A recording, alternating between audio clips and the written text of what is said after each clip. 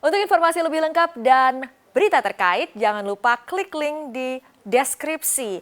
Install juga aplikasi CNBC Indonesia di App Store maupun di Play Store dan please subscribe ya guys. Ya, Gibran, 4 bank besar sudah memaparkan kinerjanya selama tahun 2020. Tak satu pun dari bank-bank tersebut yang luput dari penurunan laba karena COVID-19. Kita akan coba bahas singkat dalam bank kakap terhantam pandemi. Kita akan lihat dari Bank BCA ini sebagai bank yang meskipun terdampak tapi relatif lebih ringan daripada bank-bank yang lain. Nah, berdasarkan laporan keuangan BCA full year 2020, pendapatan bersih BCA ini berjumlah 54,54 triliun rupiah. Ini masih tumbuh positif sampai 7,3% kalau dibandingkan di 2019, di mana di 2019 ini pendapatan bunga bersihnya itu adalah 50,82 triliun rupiah. Berikutnya dari laba bersih ini ya, kalau kita lihat sepanjang tahun 2020, BCA membukukan laba bersih konsolidasi mencapai 27,13 triliun rupiah. Artinya ini sudah menurun 5% secara year on year dibandingkan 2019 yang berada di angka 28,56 triliun rupiah. Namun kalau dibandingkan dengan bank-bank lainnya, ini BCA memperoleh laba bersih terbesar. Penurunan laba bersih menurut Presiden Direktur BCA Yahya Setiatmaja disebabkan biaya pencadangan yang lebih tinggi untuk mengantisipasi potensi penurunan kualitas aset, dan penurunan laba juga disebabkan karena permintaan kredit yang melemah. Secara konsolidasi total kredit di 2020 ini mencapai 588,67 triliun rupiah atau melemah 2,5% secara year on year dibandingkan di 2019 yang mencapai 603,74 triliun rupiah. Nah, penurunan kredit terjadi di saat dana pihak ketiga atau DPK justru tinggi mencapai 840,75 triliun rupiah, di mana di 2019 ini hanya 704,79 triliun rupiah.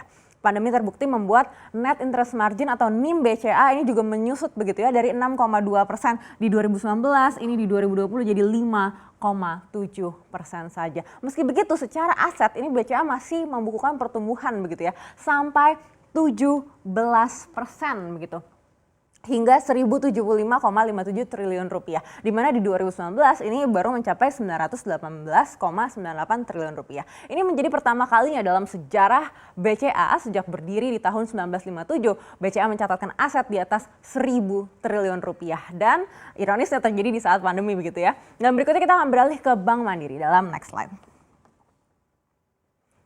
Rilis kinerja Bank Mandiri selama tahun 2020 ini dilakukan di tanggal 28 Januari 2021 kemarin begitu ya, dan berdasarkan laporan keuangan tersebut tercatat kalau Bank Mandiri mengalami penurunan pendapatan bunga bersih di 2020 ini hingga 5,2%, yaitu hingga 58,02 triliun rupiah dari di 2019 ini mencapai 61,24 triliun rupiah. Laba bersih Bank Mandiri juga turun signifikan dari 27,48 triliun rupiah ini sampai 17,12 triliun rupiah di 2020. Artinya ini penurunannya mencapai 37,71%.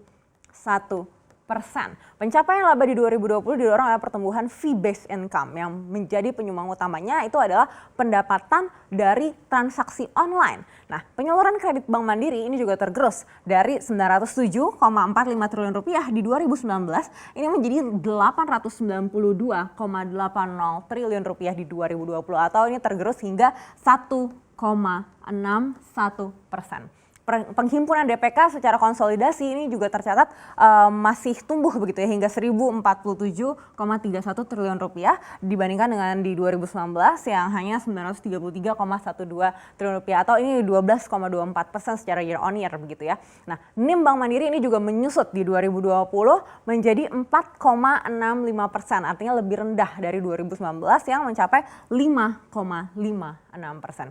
Dan dari segi aset perusahaan ini juga terkontraksi hingga 1.318,25 triliun rupiah, di mana di 2019 yang mencapai 1.429,33 triliun rupiah. Berikutnya kita akan lihat seperti apa kondisi Bank Rakyat Indonesia dalam next slide.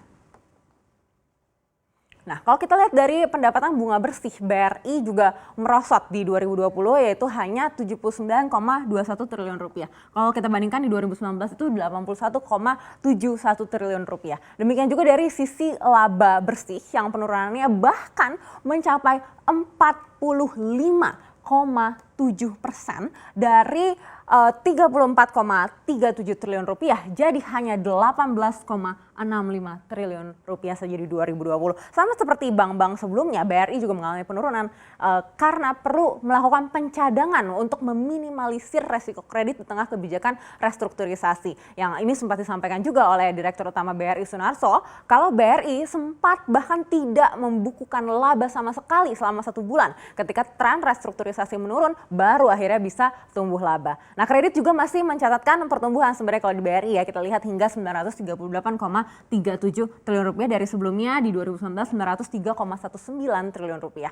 Dan dana pihak ketiga juga masih tumbuh hingga kalau kita lihat ini pertumbuhannya 9,78% begitu ya, menjadi 1.121,10 triliun rupiah dari sebelumnya 1.021,19 triliun rupiah di 2019. Secara NIM, BRI juga merosot jadi 6% saja ketika di 2019 itu masih ada di 6,98%.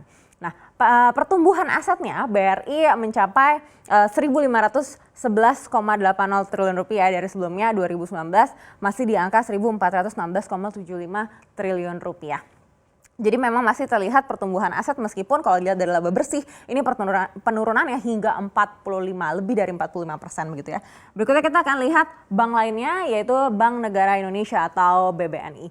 Bisa dibilang dari 4 bank besar ini, BNI ini mengalami penurunan laba yang paling ekstrim dari bank-bank besar lainnya dari pendapatan bunga bersih. Masih tercatat kenaikan hingga 37,15 triliun rupiah dari 2019 di 36,60 triliun rupiah. Tapi kalau dilihat dari laba bersih, ini penurunan di BNI di 2020 itu mencapai 78,54% daripada tahun 2019 begitu. Kalau kita lihat di 2020 ini laba yang bisa dihasilkan oleh BBNI hanya 3,28 triliun rupiah. Padahal di 2019 mencapai 15,38 triliun rupiah. Nah, kalau dilihat dari penyaluran kredit ini juga masih mencatatkan pertumbuhan padahal begitu ya, sampai 586,2 triliun rupiah. Di 2019 hanya 556,77 triliun rupiah saja.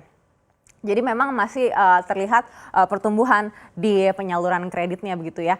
Dan penyaluran kredit ini juga ditopang oleh akumulasi dana pihak ketiga yang pada akhir 2020 juga masih terlihat ada pertumbuhan sampai 10,6% mencapai 679,45 triliun rupiah dibandingkan di 2019 yaitu 614,31 triliun rupiah. Kalau kita lihat dari NIM juga masih terjaga di 4,5% meskipun turun juga dari 2019 yang berada di level 4,92%. Sedangkan secara aset ini juga masih terjadi peningkatan secara year on year di 891,33 triliun rupiah dari sebelumnya ini 845,6 triliun rupiah di 2019.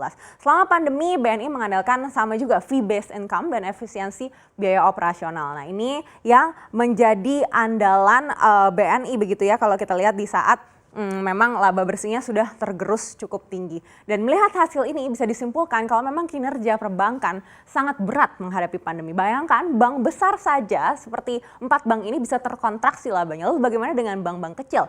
Dan secara industri penyaluran kredit bank ini sudah minus begitu ya hingga 2,41% karena perlambatan aktivitas di sektor real dan sektor korporasi. Kalau kita lihat di bank-bank ini juga masih ada yang membukukan penyaluran kredit yang bertumbuh begitu. Tapi kalau secara industri ini sebenarnya sudah tergerus cukup banyak.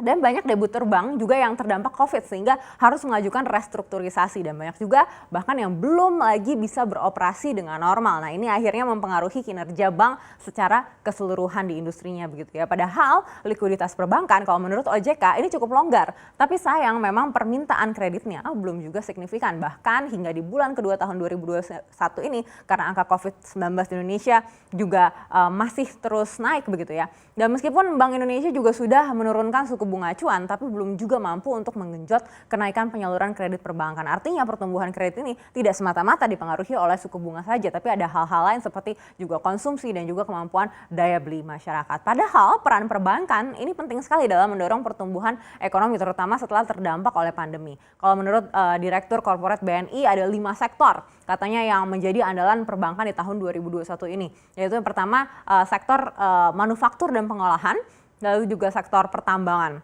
Diikuti juga dengan sektor pertanian, lalu sektor kesehatan dan sektor telekomunikasi. Nah, kita lihat seperti apa nanti realisasinya di tahun ini. Semoga memang benar sektor-sektor tersebut bisa menjadi penopang perbankan di Indonesia. Demikian